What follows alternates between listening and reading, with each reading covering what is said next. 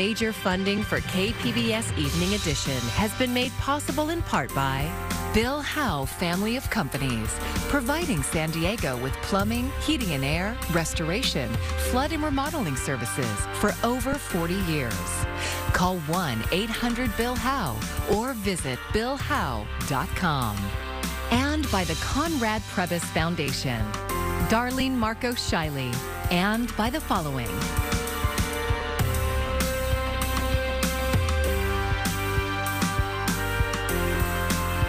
And by viewers like you. Thank you.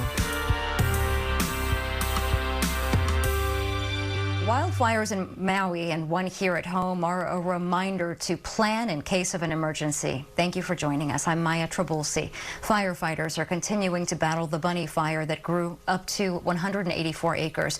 At the last update, the fire was 30% contained. Fortunately, no structures were lost. KPBS reporter Alexander Wen talks to a homeowner whose house was saved from the fire. This is the stuff that matters. This is the stuff that I grab. Mindy Sloan was home teaching a class on Zoom when the fire broke out yesterday morning. My windows were all open, beautiful day, and I said, I smell a lot of smoke in my house. The fire started near Bunny King Lane, just over the ridge from her house. Right behind me in my yard was a fire. She said firefighters showed up at her doors within 10 minutes, telling her they were there to protect her home. And some of them took chainsaws and started working on some of the brush. Others were walking around the house, moving my wooden picnic tables away from the house. I got a sense they were serious, very professional. They had a mission. Firefighters told her if the wind changed directions, she would need to evacuate. And the wind did change direction, pushing the fire toward her home. I could hear the crackling of the wood burning as the fire moved through the brush, and it started moving over the hilltop. Living in fire-prone Ramona, Sloan already knew what to do. I had already started putting what I thought was important, which is bins of pictures of my children, into my car. With the fire's forward progress stopped, CAL FIRE Captain Mike Cornett says today is about getting the fire contained. Right now they're contending with the rugged terrain, the getting in there and making sure that we get all those hot spots out and digging that control line. That control line's down to bare mineral earth and about 10 foot wide around the fire. He says crews are mopping up and putting out hot spots. For Sloan, she couldn't thank firefighters enough. The fire stopped just feet from her home. I just had this incredible surge of love and warmth and gratitude for these young people who were coming onto my property to do nothing else but protect my house. She is still keeping everything in the car ready to go in case the fire flares up. And I'm in shock that it came so close to my house. Crews will be out here tonight, through the night, and into tomorrow morning, where they hope to get the fire fully contained. In Ramona, Alexander Wen, KPBS News. In Hawaii, the death toll is now at 36 as wildfires race along the western edge of Maui and parts of the Big Island. Most of them are not contained yet. Thousands of people have been evacuated by air. Mike Valerio has a look at the damage, which many are calling apocalyptic. It's completely devastating. We're shook to our core. Lahaina looks like a bomb went off. There is nothing left. The toll to life and property in Maui nearly impossible to comprehend. Laren Gartner lost her popular restaurant, a nearby brewery, and her condo. But that's not her biggest concern right now. We don't know where our employees are, and we haven't been able to find them. With the death toll rising, officials worry the devastation will intensify as flames consume more of the island by the hour. Yet forecasters say fire crews could soon catch a break, with high winds from passing Hurricane Dora easing Thursday. I've directed my team to operate and search as though there are potentially people, survivors, that are in the water. The Coast Guard has already rescued several people forced into the sea by the fires. Thousands more have fled by air. We really appreciate what the airlines have done, bringing in larger planes to ensure we get more seats to get more people off the island. For those still there, the cry for more federal help grows louder. I feel like we're not getting the help we need, you know? Oh my God. We're working as quickly as possible to fight these fires and evacuate residents and tourists. Our prayers with the people of Hawaii, but not just our prayers. Every asset we have will be available to them. Until then, we're only focusing on survival. In Honolulu, Mike Valerio, KPBS News. And California is sending emergency workers to aid in the recovery operations in Hawaii. The state is deploying 11 members of the Urban Search and Rescue Task Forces, and they include firefighting personnel from Oakland, Sacramento, and Riverside counties. Hawaii's tourism authorities directing people to call 1-800-RED Cross if they are trying to locate someone, or visit ready.hawaii.gov. I'm Ariella Scalise, and we've seen some showers pushing through over the last several hours. Coming up, we'll take a closer look at a drying trend, a warming trend, but then some of that monsoonal moisture making a comeback. That forecast is all coming up. Lifeguards reported a bluff failure near 11th Street in Del Mar to the North County Transit District. Train service was disrupted yesterday evening until a geotechnical engineer was able to assess the impacted area and clear any hazards off of the tracks. A spokesperson said the tracks are inspected twice a week for safety, and the agency continues supporting stabilization efforts as well as relocating the tracks for rail operations. And rail service is back on schedule. More than 2 million Americans are living with hepatitis C and don't even know it. A nationwide tour to provide free testing and treatment options has come to San Diego. KPBS reporter Melissa May has the story. The Elimination Awareness Tour is at Father Joe's Villages through Friday. Father Joe's is San Diego's largest homeless services provider, and this event is meant to reduce some of the barriers unsheltered individuals face when it comes to health care. Put on by AbbVie. They're nice enough to come out here and test the local clientele for Hep C, which is very important. Hepatitis C is a bloodborne virus that is spread through encounters with infected blood. Paul Scheck is the program manager at the San Diego Day Center at Father Joe's Villages. It's important because just the nature of our population can lead to Hep C spread. I mean, it can be done through shared needles, shared razors, shared hygiene equipment, bad tattoos, things like that. So these are things that could be affecting our population. According to Father Joe's chief health officer, the combination of high risk for transmission and low utilization of healthcare services makes the homeless population especially vulnerable and likely to suffer increased health consequences, which can include liver damage, liver cancer, and cirrhosis, as well as death. I think everybody should have it done at least once in their life, and so it's very easy to do. So come on down, sit down.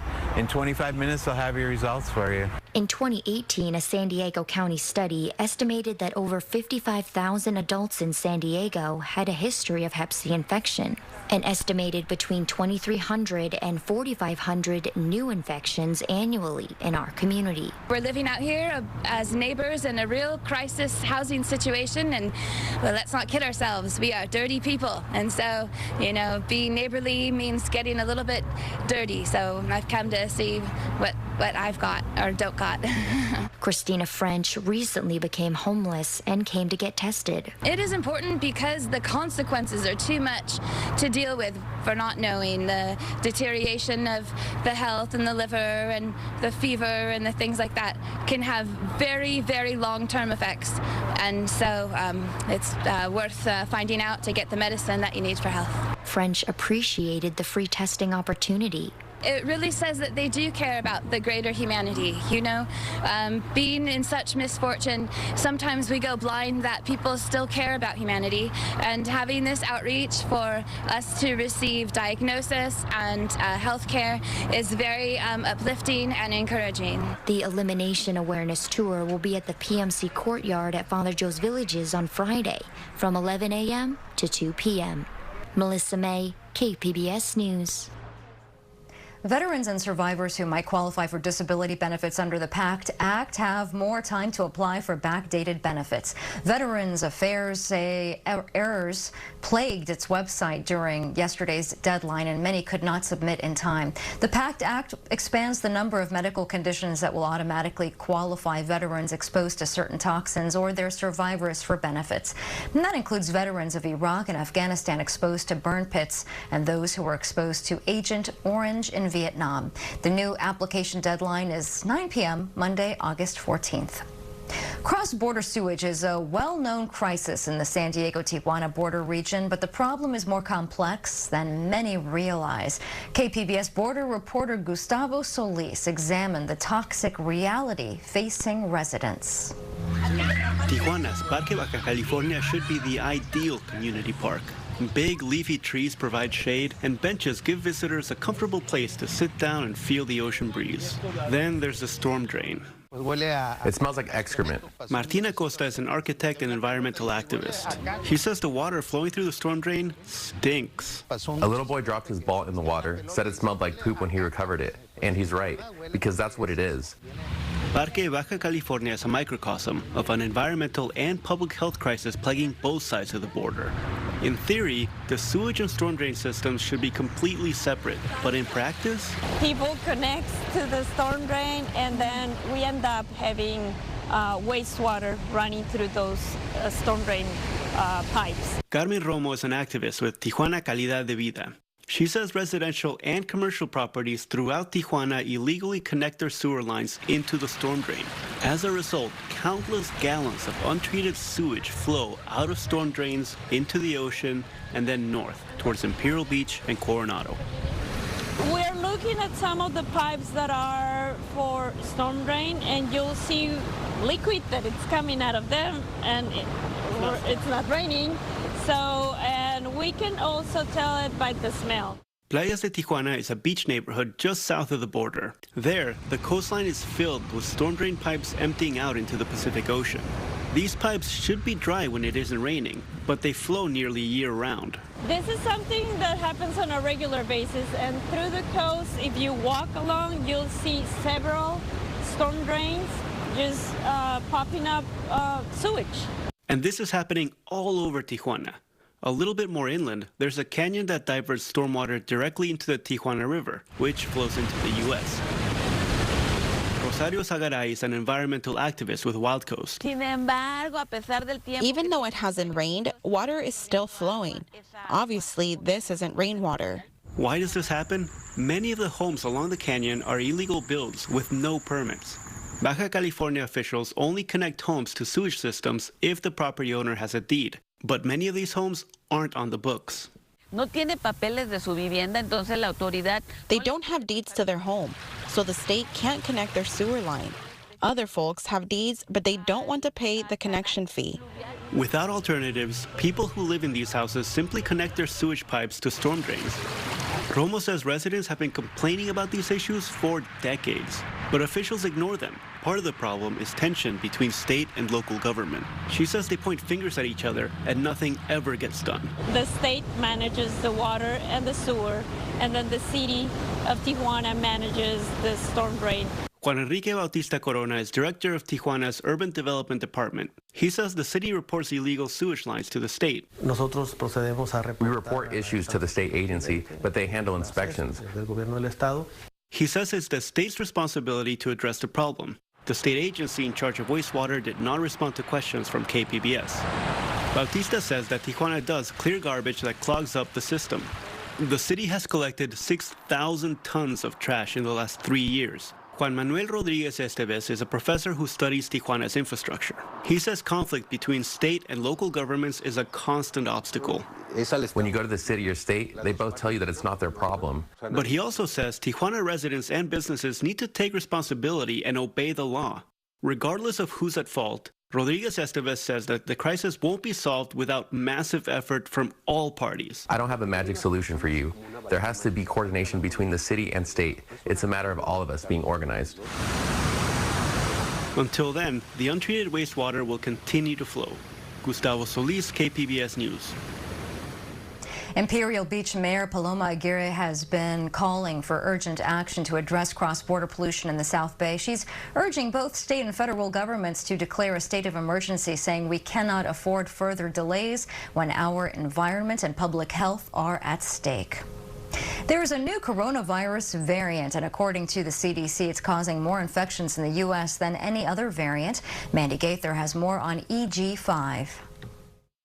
It's being called a variant of interest by the World Health Organization. EG5 is another Omicron offshoot and behind about 17% of new COVID-19 cases in the U.S. So for now, it seems that it may have increased transmissibility, but it does not seem to be posing more of a threat to public health than other variants. So far, EG5 has been detected in 51 countries, its global presence doubling over the last month, with China having the largest portion, about a third of reported cases, followed by the U.S., South Korea, Japan, Canada, Australia, Singapore, and the UK at 2%.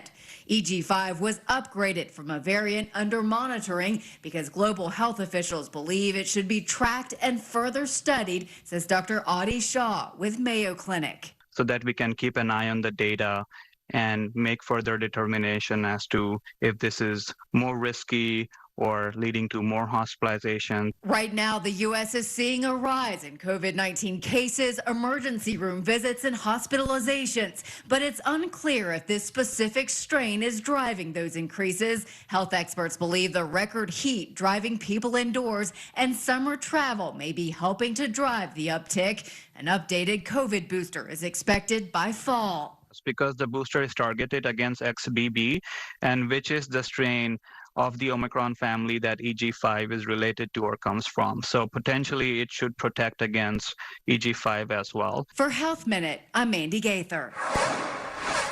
Scientists are concerned climate change might make the West Nile virus more prevalent, and that's because warmer temperatures and rain make it easier for mosquitoes to reproduce. Mosquitoes are responsible for transmitting the disease to humans, and those conditions also make it easier for the virus to replicate. West Nile virus can lead to headaches, joint pain, vomiting, diarrhea, and even death, though most people fully recover.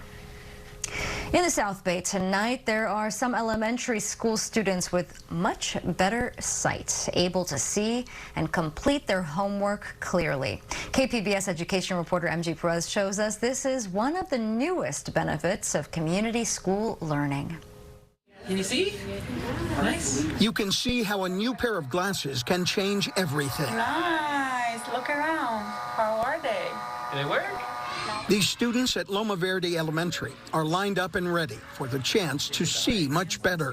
They've received a free exam by specialists with the Vision to Learn organization that offers support to low-income families. 7-year-old Brisa Catalan was struggling in first grade, but this semester, second grade will be different. When I was looking at the screen, like to do my homework, I couldn't see, and it looked all blurry, but now when I have these glasses, I can look closer. Vision to Learn is one of the many partners the Chula Vista Elementary School District is working with to bring services to the communities that need it most. It's the community school model. The state of California provides money to school districts, which then find partners to provide help. Community school is transforming our schools into that community hub where we are centered around student and family well-being.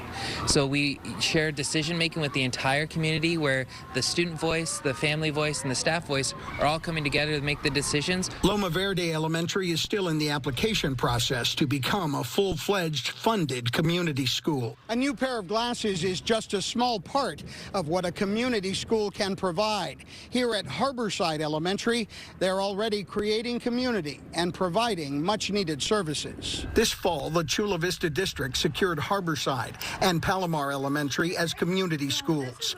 Parents are a major part of the equation. Giving back to the community, and that's their goal, to make sure that they're useful, that they receive and they want to give back to the community. Harborside will provide students with new computer classes, music instruction, even yoga, whatever it takes to nurture the whole child, including the perfect fit. It looks a little bit blurry. Blurry? Okay. One pair of glasses at a time. One more time. Perfect. Perfect? High five. Perfect indeed. MG Perez, KPBS News. Well, late this afternoon, the Chula Vista District announced the winning name of its newest campus. The school board received more than 100 submissions from the public. The school, located in the Montecito community of Otay Ranch, will be named Sonia Sotomayor Elementary School in honor of the first Hispanic woman to serve on the Supreme Court. Let's start with our weather headlines here, as things are going to be gradually drier as we head into the end of the week. That also means warming temperatures here Friday through Saturday, especially as we head into the end of the weekend. And then it does look like we could tap into some more of that monsoonal moisture as we head into the coming days. Heading into tonight, Oceanside, you're down to 71, San Diego 70 degrees, Chula Vista down to 68, Borrego Springs 69, and Mount Laguna temperatures will be into the mid-50s. Looking at kind of the broad picture as we head into the day on Friday, the heat starts to increase, but notice things are a bit drier throughout Southern California. Looks like the better chance of those storms are going to be in and around the Four Corners and up through Reno as we head into our Friday. So expect a drier day as we head into tomorrow. San Diego 74, Oceanside 77, Borrego Springs up to 96, and a cooler day for you in Mount Laguna, only 62 degrees. Saturday, a very warm day for the entire state, looking pretty good from Redding down to San Diego as we head into our Saturday. When we look at the 5-day outlook for the coast, we'll keep the humidity around as we head into the next several days. Temperatures will be topping out into the upper 70s Friday through Saturday, and then we'll continue to see those temperatures climbing as we head into early next week. We're almost near 80 degrees by the time we head into next Tuesday. Further inland, you will see the warming trend too and really start to feel it here, but we'll keep the sunshine around Friday and Saturday. Low 80s take us through the weekend, and then we'll see those upper 80s return by the time we head into Monday and Tuesday. Your 5-day outlook into the mountains, low 60s for some cooler temperatures sticking around to wrap up our week and head into the weekend, and then we'll slowly see an uptick in temperatures. We're back into the 70s by the time we head into Tuesday. And into the deserts, taking a nice break from the triple-digit heat for Friday and Saturday, but those numbers really begin to climb through next week. For KPBS News, I'm Ariella Scalise. Talks between Hollywood writers and studios are set to resume tomorrow. The Writers Guild of America told its members it expects the Alliance of Motion Picture and Television Producers to respond to its proposals. They're seeking higher salaries, better residuals from streaming platforms, and protections against artificial intelligence. Writers have been on strike for more than 100 days. In light of the Hollywood strikes, the 75th Emmy Awards have been postponed until next year. It had been scheduled for next month. The show will instead air on Fox Monday, January 15th, 2024, which is Martin Luther King Jr. Day. It's been called the largest and most transformative project in the San Diego Zoo Safari Park's 50-year history. The Denny Sanford Elephant Valley is under construction now and will turn the current elephant enclosure into a first-of-its-kind immersive experience. Visitors will be surrounded by elephants on multiple sides, including an overhead walkway to watch the herd pass through. Elephant Valley is expected to be completed in 2025. San Diego County Sheriff's Search and Rescue Unit just got a new member who specializes in tracking missing persons. Albert is a bloodhound, the first one that Search and Rescue has used. KPBS SciTech reporter Thomas Fudge has more. Chewy. Albert is about 1.5 years, weighs 90 pounds, and lives with his handler, Pam Medhurst. The training for Albert started early. We like to start him as puppies, if at all possible. So he came to me when he was 12 weeks old, and that's when we started training him. Medhurst has worked with the Canine Unit for Sheriff's Search and Rescue for 24 years. She and her colleagues, all of them are volunteers, have worked with German Shepherds, Labs, and Beagles. This is the team's first bloodhound. There are lots of dogs that can track people, but there's something mythical in the public imagination about a bloodhound.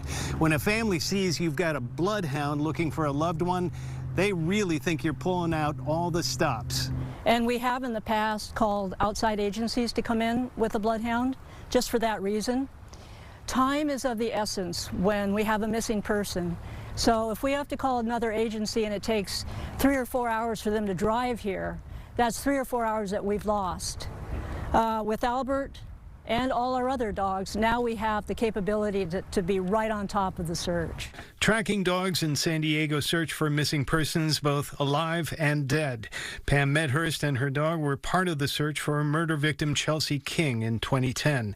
She says the tracking dogs she works with, like Albert, are different from police dogs. But in the end, all the dogs are very gentle, lots of kisses.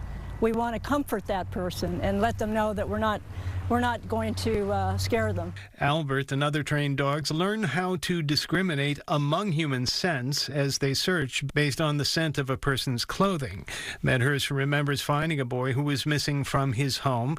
Her dog got the boy's scent from a pair of pajamas. We had a sighting we thought might be him, and I was able to deploy one of my beagles, and we tracked him. He was hiding in the bushes. People had walked past him numerous times.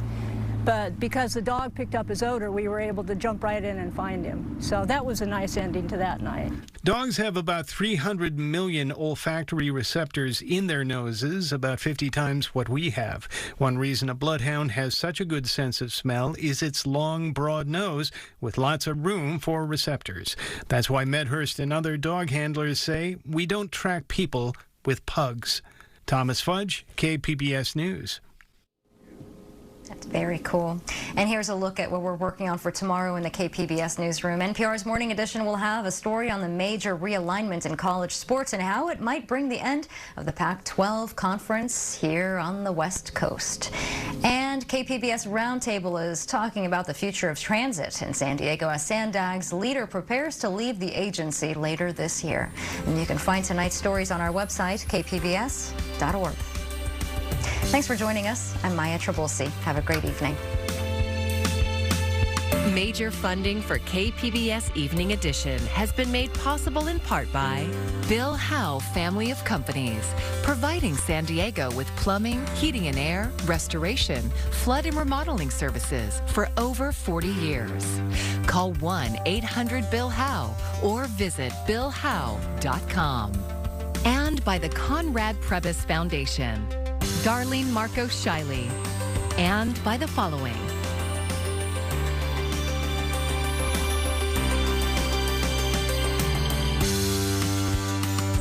And by viewers like you. Thank you.